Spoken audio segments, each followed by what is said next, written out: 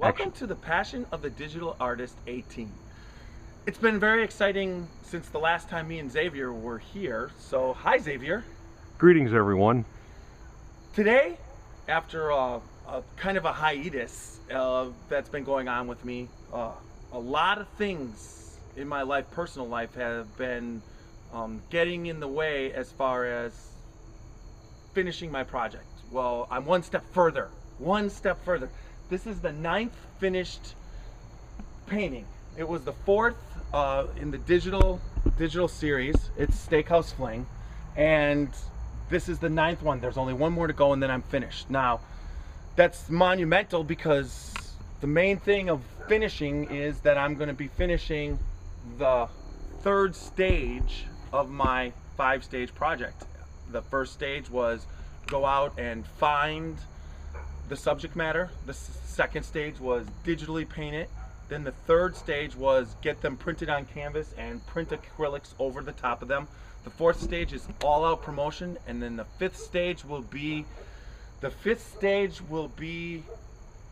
show and the actual coinciding of a new website, a show on the internet, hopefully a gallery showing in the physical world.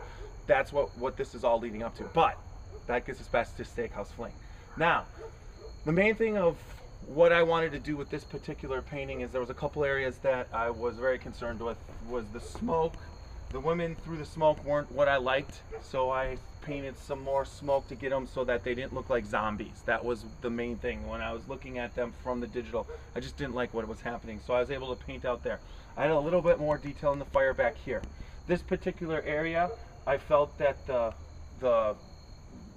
digital filter was shining through too much, so I basically painted acrylics to blend in with the digital filter.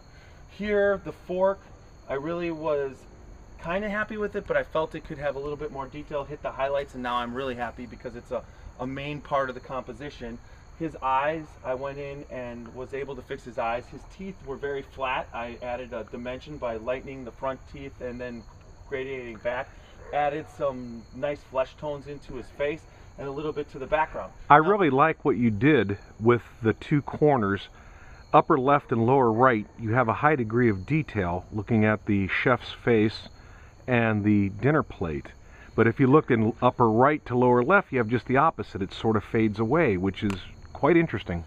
Yeah, compositionally, this painting really is one of my favorite. Plus, I really like the close-up. There's only 2 of them. The final one, which is Fresh Market Decisions, that also has close-up on the people. The others deal with people a little bit further away.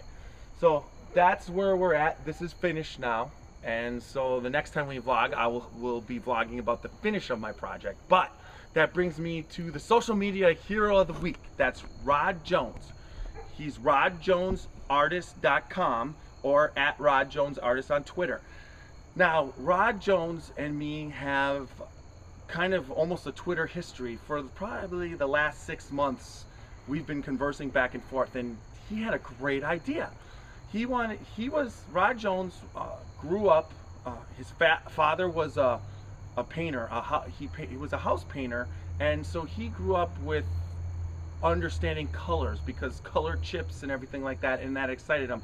He turned to professional photography. He's a professional photographer, but he always wanted to take it one step further to be fully creative, and that's what he's done. Now, Rod Jones' style is receptive, abstract patternism.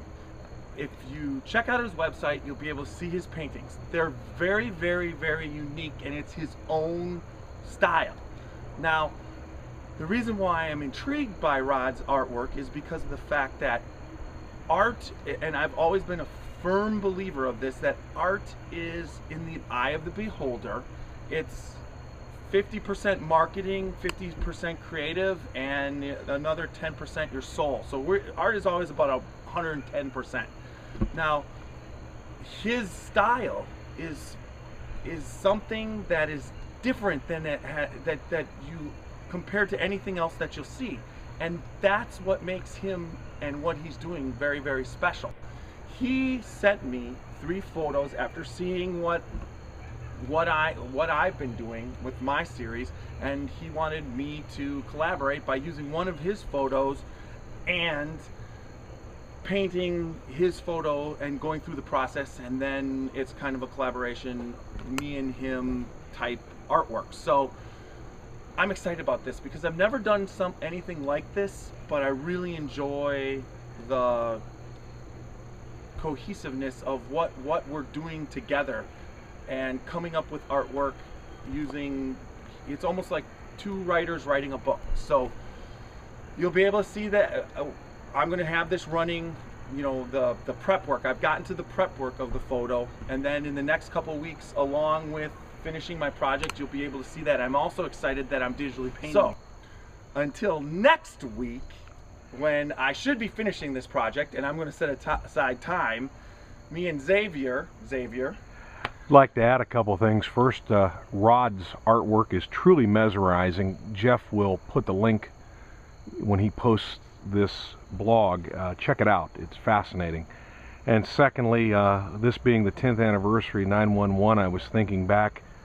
I remember after the attacks happened and it unfolded that it was indeed a terrorist attack, we closed our office, and as I was leaving work that day, there was this thunderous noise, and I looked up and there were two F-16 jets sweeping in very low over the parking lot, and then they banked to the northwest, and then it dawned on me what I saw. Those jets were flying with their weapons hot. I never thought I would see American jets flying combat air patrol over my own skies. And thanks to the sacrifices of thousands of American servicemen and women and law enforcement personnel, I haven't seen it since. So thank you all, and have a good week. And our hearts go out to all the families that lost loved ones on 9/11. Oh yes, that never stops. That never stops. Bye, everyone.